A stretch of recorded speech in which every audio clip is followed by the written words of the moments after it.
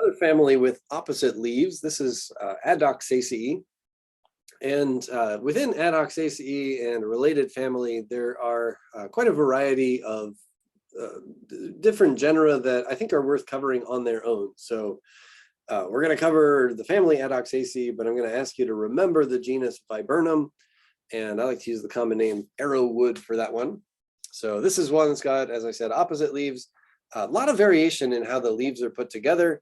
They even have some species that are named for looking like cherries. So this one looks a lot like our wild cherry leaf. It's got serrate margins and similar leaf shape. There are other viburnum that have leaves similar to maples. In fact, the maple leaf one, because these are opposite and maple leaves are also opposite phyllotaxis, sometimes hard to tell those apart. As far as the cherry, the black cherry would have alternate phyllotaxis, and this one would have opposite phyllotaxis. Leaves are simple. And the inflorescence, flat-topped, panicle or cyme, lots of tiny flowers with 5 petals, as you can see here. Every once in a while, there's a few species that do this. They've got a difference in the outer flowers of the inflorescence relative to the inner flowers. They've got outer flowers that are larger for attraction and inner flowers that are a little more just functional for reproduction. This is one of our plants that people sometimes plant for ornamentals. Flowers are radially symmetrical. This is going to help to tell this family or this genus apart from some close relatives. Mostly radial symmetry, and I'd say reliable enough that you could use that as a feature to try and identify your viburnum. Again, a case of multi-seeded drupes in a lot of cases, difference in color, so kind of calling back a lot of what we saw in the dogwoods cornus. The similarity in the fruit type, the opposite phyllotaxis, so those you could tell apart by the differences in leaf venation, perhaps. The cornus test.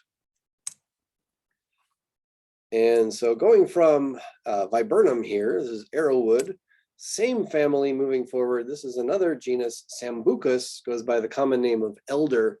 And I split this out because this one's a little easier to identify on its own by having pinnately compound leaves. So it does have a lot in common with the arrowwoods, again, in the same family, not surprising, but its leaves are pinnately compound, nicely illustrated here. Otherwise, inflorescence, pretty similar. Individual flowers, pretty similar. Nice little zoom in on the individual flowers. So same thing, flat-topped, cyme, inflorescence, berry, fruit type. Some people make jam out of these. Actually, some people make edible things out of the nectar of flowers. Elderflower, you can get fancy drinks out of elderflower.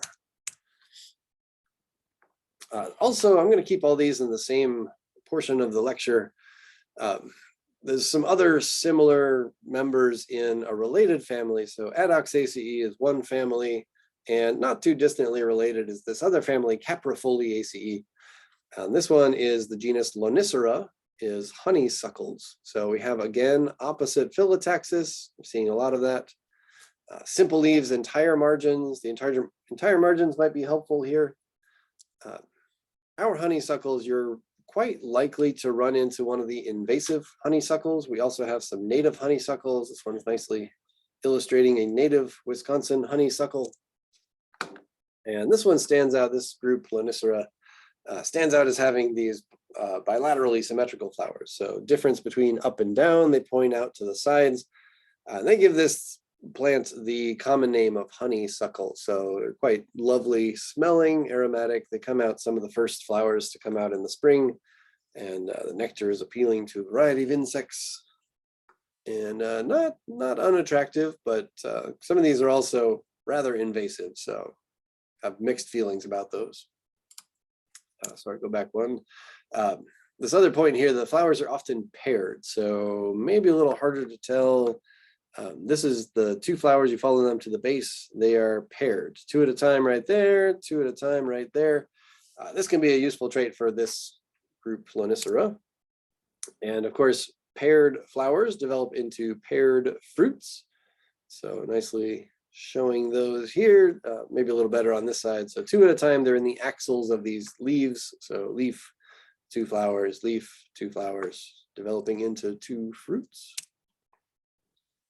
Lots of native and non-native species. The non-native invasive species are sometimes present as hybrids. There's a few different original species. It's just kind of a mess of a whole bunch of different species. So it can be sometimes hard to tell them apart. And one thing that they do have in common is non-native invasive honeysuckles. If you cut their stem, they have a hollow pith. So the inside of the woody stem is hollow. So stems of a certain age, about like a ½ centimeter across, should have a hollow cross section. Native species, a little bit different, a little more delicate looking to me, I guess. But we do have some native honeysuckles in the genus Lonicera, as illustrated here.